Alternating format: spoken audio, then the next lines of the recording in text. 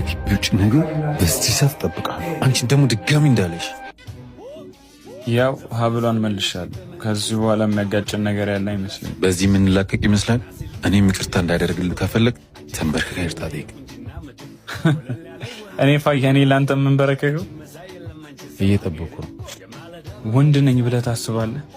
ይኸውም አንተን ማንበርከክ የሚችል ወንድ። ስለዚህ ለምን ብቻ ለብቻ አይዋጣልንም? ያኔ የተሸነፈ ተንበርክኮ ይቅርታ ይጠይቃል። ከግቢ ውጭ ነገር በዚህ ሰዓት እጠብቅሃለሁ። አንቺ ደግሞ ድጋሚ እንዳለሽ ነገ በዚህ ሰዓት። እሺ ልውሌ እንደምታስበው አይደለም። ቆይ ላስረዳ። ምንድን ነው በእኔ ያዩት ልትክጂ ነው? በቃ ሀብሉን ይዞት መጣ፣ ይቅርታ ጠይቄ። ሌላ ከሆነም የተፈጠረ ነገር የለም።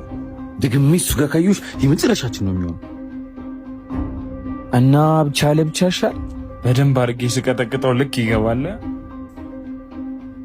ስማ አሚር፣ ዛሬ ልካቻ መንገድ ሮርብናለሽ። ይሄ በጣም አሪፍ ሀሳብ ነው። ማለት ብቻውን ቀጥረህ ወንድምህ ጋር ልትሄድ ነው? እና ከሱ ጋር ስላፋውላለሁ። በቃ ልግባ፣ ምጽፈው ነው ታለኝ። እሺ ይቺ ልጅ መጦዝ ጀመረች እንዴ? ፋያ እንዴ ምን ሆነሽ ነው? ነገ እንዳትሄድ እሺ። ለወንድሙ ሊነግረው አስቧል። ይሄማ ለኔም ለወንድሜም ጥሩ አጋጣሚ ይመስለኛል።